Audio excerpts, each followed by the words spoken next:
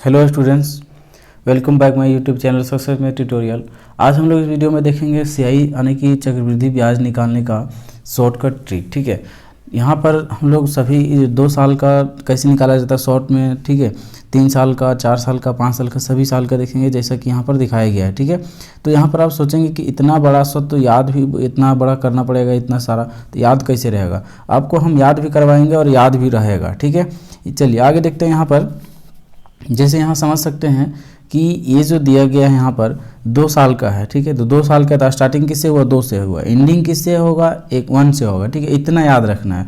3 साल का स्टार्टिंग 3 से, एंडिंग किससे यानी कि ख़त्म किससे होगा तो 1 से होगा। ठीक है, अगर 4 साल का है तो किससे 4 से शुरू होगा और 1 से ख़त्म होगा। इतना याद रखना है। क्लियर, चलिए आगे देखते हैं। जैसे अगर यहाँ पर हम बोलें कि यहाँ पर अगर हम बोलें कि 2 साल का है। ठीक है, 2 साल के लिए हमें निकालना है, तो 2 साल के लिए क्या करना है, सबसे पहले 2 रखना है और फिर यहाँ पर 1 लेना है लास्ट में।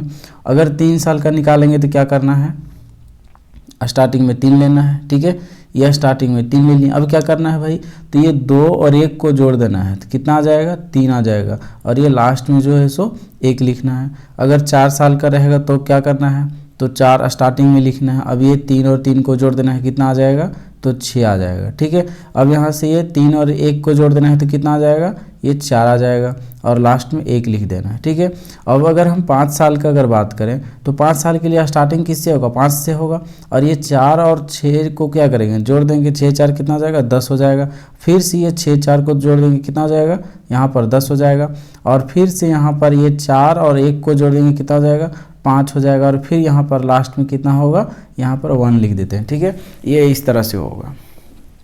तो बस इसे याद रखना है सिंपल कि 2 साल का रहेगा तो 2 1 यानी कि 21, 3 साल का रहेगा तो 331। ठीक है, ये इतना याद रखना, नहीं तो आप ऐसा भी याद रख सकते हैं 2 साल के लिए 21, 3 साल के लिए 331, 4 साल के लिए 46 41। ठीक है, 4 साल के लिए 46 41।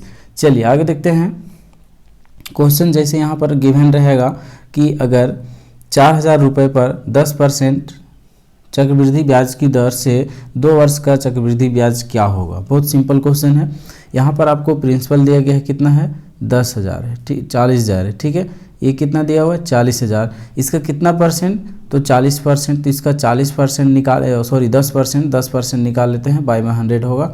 यहाँ से 1 0, ये 1 0, 1 0 1 0 कैंसिल, आ गया कितना 400। ठीक है, ये 400 आ गया भाई।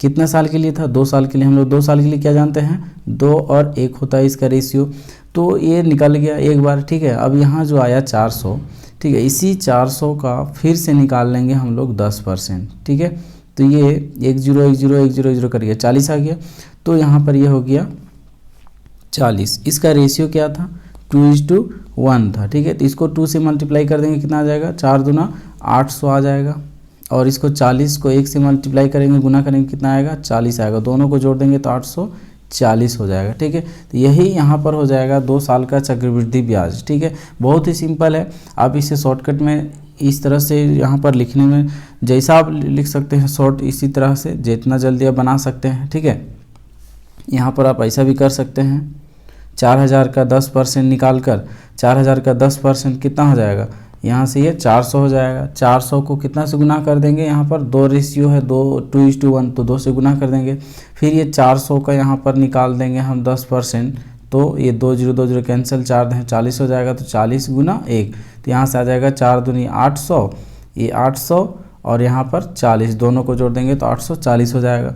ठीक है, चलिए आगे देखते हैं क्वेश्चन। देखिए यहाँ पर नेक्स्ट क्वेश्चन क्या रहा है, यहाँ पर 10,000 दिया हुआ है, ये 10,000 है, इसमें कितना परसेंट है चक्रवृद्धि ब्याज, तो 10%। कितना साल के लिए तो 5 साल के लिए। ठीक है, तो 5 साल के लिए आपको क्या करना होगा, यहाँ पर निकालना पड़ेगा 5 साल के लिए। यहाँ पर जैसे यहाँ पर ये दिया हुआ है, ये 5 साल के लिए निकालने के लिए हम लोग को क्या था 2 साल के लिए 2 1 था, 3 साल के लिए 3 3 1 था।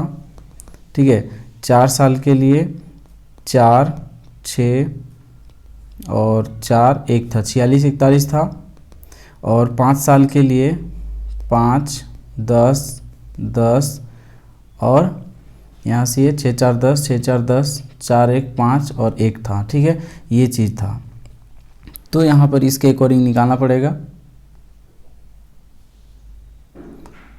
इसको मिटा देते हैं। 5 साल का निकल कर आ गया। अब क्या करना है, इसका 5 साल का निकालने के लिए अब यहाँ से क्या करेंगे, 10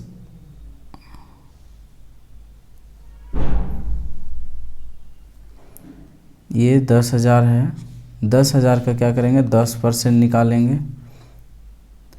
10%, 10/100% को हटाएंगे तो बटा में 100 आ जाता है। 1 0 यहाँ से, 1 0 यहाँ से, तो ये कितना आ गया 1000। ठीक है, 1000 को कितना से गुना करना है, 5 से गुना करना है अभी। फिर से यहाँ 1000 का निकालेंगे 10%, तो 1 0 कम हो जाएगा, तो कितना आ जाएगा 1000 का 10%, 1 0 कम हो जाएगा, कितना हो जाएगा, तो 100 हो जाएगा। ठीक है, तो यहाँ से ये 100 आ गया। अब इसको 100 से गुना करेंगे तो ये कितना आ जाएगा, इसको गुना करेंगे तो 5000। ठीक है, और इसको यहाँ पर 10 को गुना करेंगे 5 से, तो 10 को गुना करेंगे 100 से, तो कितना आ जाएगा यहाँ पर 1000। अब यहाँ से फिर से ये 100 का 10% निकालेंगे तो 10 निकलेगा, तो इसको 10 से गुना करेंगे, 10 दही कितना हो जाएगा 100 हो जाएगा।